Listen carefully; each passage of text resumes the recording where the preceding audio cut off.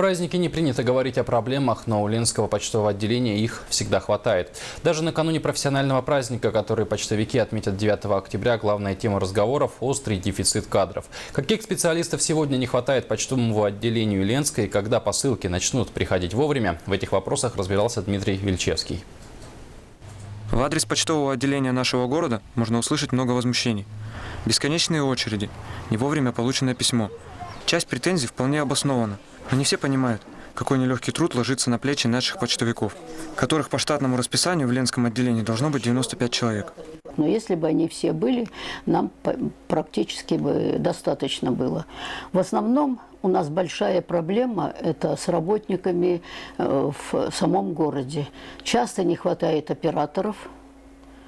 И, конечно, их как-то за последние годы все-таки приходят к нам, можно трудоустроить, можно найти оператора.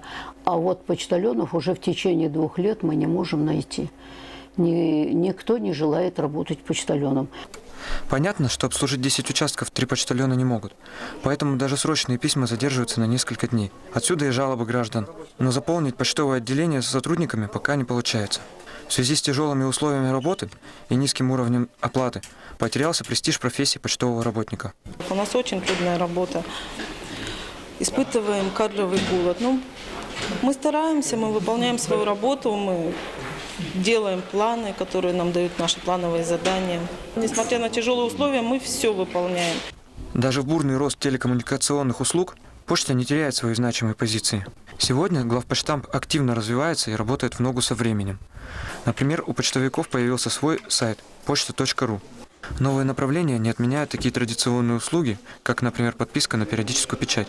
Сейчас на почте идет декада подписчика, которая продлится до 23 октября. И каждый ленчанин в это время может обеспечить себя периодикой на ближайшие полгода.